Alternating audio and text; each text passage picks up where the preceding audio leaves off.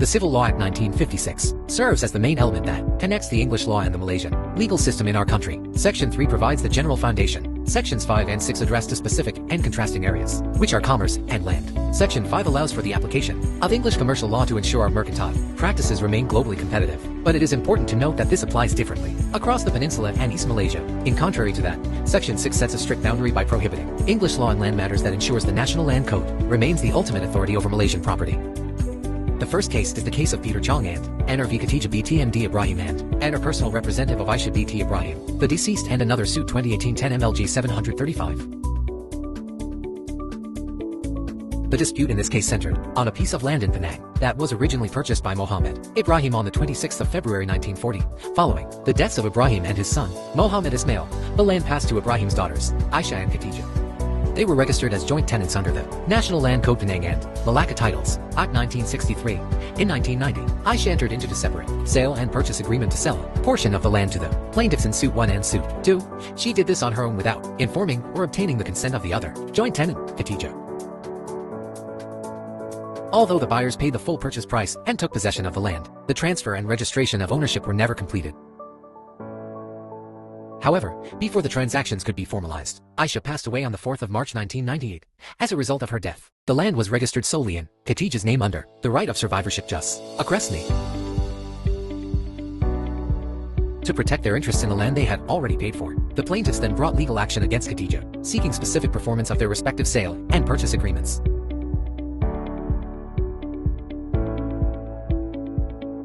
The first issue is whether the application of joint tenancy in the English law is allowed in this case. The decision of the issue was the court ruled that the English common law and equitable rule which allows a joint tenancy to be severed by a unilateral act does not apply in this case. The judge held that because the land was governed by local legislation, specifically the National Land Code Penang and Malacca Titles Act 1963 and the Civil Law Act CLA 1956, there is no room to apply English common law principles on the severance of joint tenancy. The court therefore concluded that in Malaysia, a joint tenancy can only be changed into a tenancy in common if the parties follow the proper statutory process, which requires a formal instrument of transfer to be executed and registered in accordance with the National Land Code.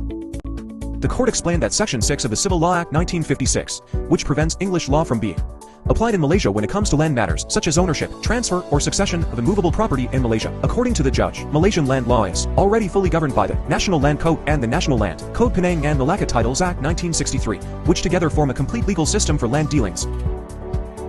Because the law requires all land dealings to be registered before they have legal effect, there is no legal gap in the law that would allow importing English equitable principles like unilateral severance of a joint tenancy. The court also highlighted that under the Torrens system, registration is what gives legal force to interests in land and allowing equitable severance without proper registration would weaken the certainty and reliability of the land register.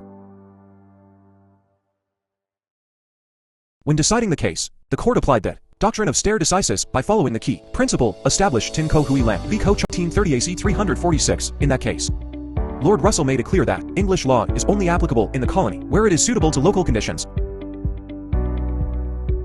It should be adapted where necessary to avoid injustice or oppression when applied to the local population, and more importantly, it must give way to local legislation when such law exists. The second issue is whether the late father's gift of land to his daughters as joint tenants followed Islamic law. This issue looked at whether the original gift made by the sisters' Muslim father in 1940 should be subject to Islamic law, also known as Muhammadan law. This law could view the survivorship aspect of a joint tenancy as an invalid condition.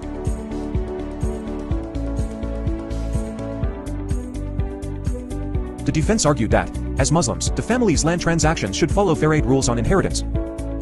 They claimed that Section 4(2) of the National Land Code should protect these religious rights over our country's civil law rules. The court needed to determine whether a gift made through a civil deed while the donor was alive fell under religious succession laws or remained strictly under civil land law.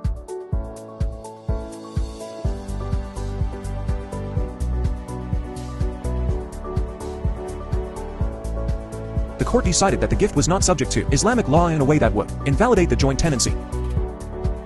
It ruled that the father's gift was a valid civil law transaction, and that the right of survivorship was an enforceable legal result of the legal instrument he chose to use. The judge found that the rules of religious succession could not change a land title that was legally registered and vested during the donor's lifetime.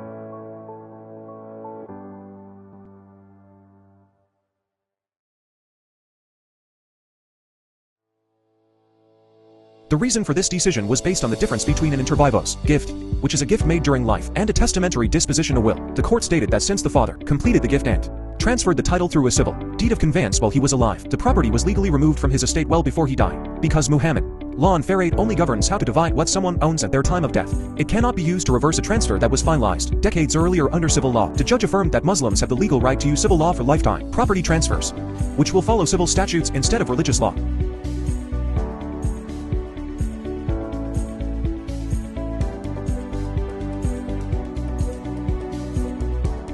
The court's interpretation of Section 4.2 of the National Land Code also shaped this issue.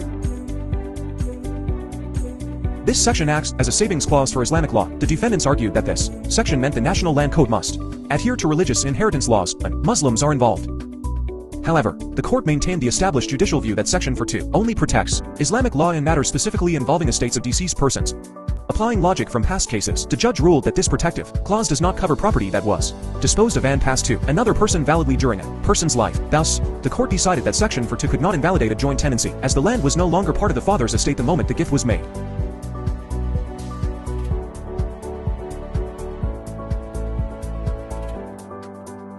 Remand bin Mihat 1965 serves as a precedent for Peter Chong v. Khatija 2018. It shows that English equitable concepts, like trusts, can apply to Muslims without breaking Sharia inheritance rules. In Peter Chong, the court relied on the reasoning from remand to declare that a joint tenancy is a valid lifetime gift, inter vivos rather than a testamentary bequest. This conclusion allowed the court to enforce the right of survivorship for Muslims, as it operates outside Fair 8 inheritance law, much like the insurance trusts in the earlier case.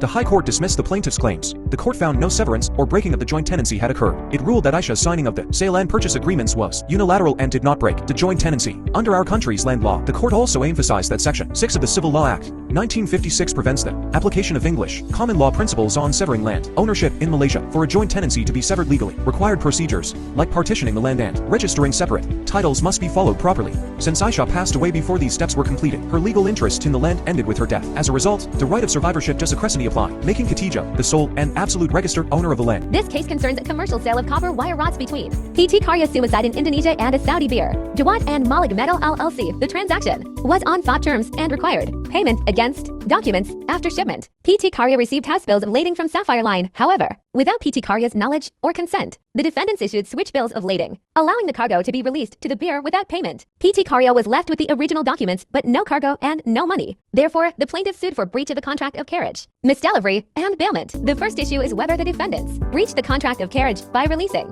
the cargo without the original bills of lading. In this transaction, delivery was conditional upon the presentation of those documents. By releasing the cargo without them, the defendants effectively ignored the agreed delivery terms. The court allowed the plaintiff's claim. It held that the carrier has a strict duty to deliver the cargo only upon the production of the original bill of lading. By releasing the goods without the required documents, the carrier breached this fundamental obligation and was liable. The court held that carriers are required to release goods only upon presentation of the original bill of lading. Delivering the cargo without that document amounts to a breach of the contract of carriage. The right to sue is based on the contractual relationship rather than ownership.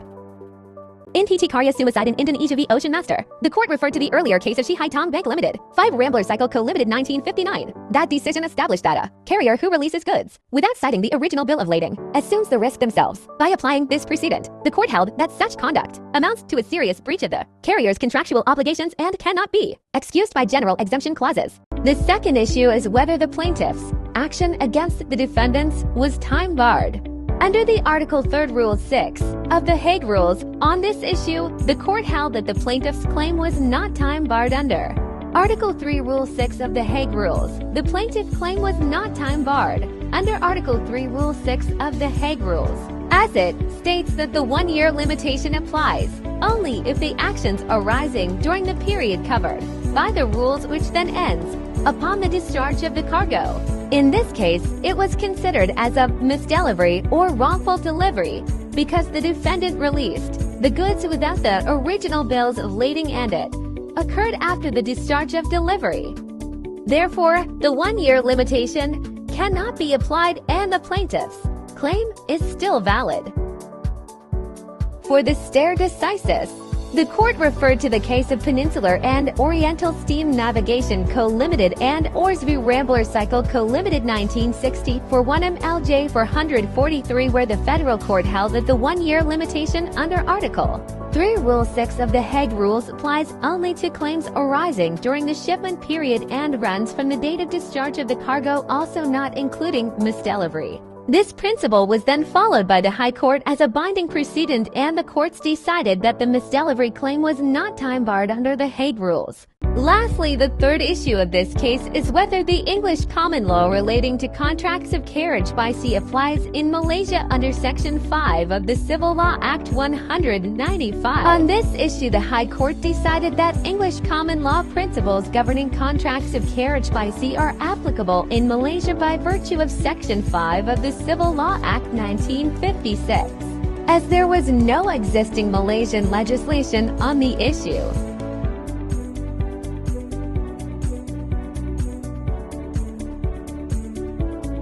The ratio decidandi of this issue was in the absence of complete Malaysian written law regulating contracts of carriage by sea.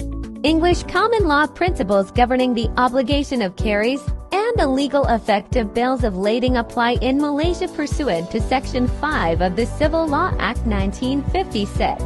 And carrier who delivers cargo without production of the original bill of lading is liable for wrongful delivery. The stare decisis of this case was the court followed established English common law authorities and prior Malaysian decisions, which states that a bill of lading is a document, title, and delivery without its production constitutes a breach of the contract of carriage and common law duties. The High Court dismissed the plaintiff's claim against Ocean Masters Marine Services, SEN BHD, and the second defendant. The court held that Ocean Masters was not the contractual carrier, but merely acted as an agent in arranging the shipment. As such, it did not assume carrier obligations for the cargo. Even if liability could be established, the defendants were entitled to rely on the limitation of liability was not entitled to recover full damages for the loss of the cargo, and any claim was contractually limited.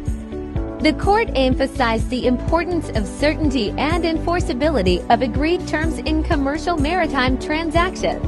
In conclusion, Sections 5 and 6 represent the opening and the closing of the doors of the Malaysian legal framework. Section 5 keeps the door open for English commercial principles to fill legislative gaps, which provides flexibility in a rapidly evolving business world that we are currently living in.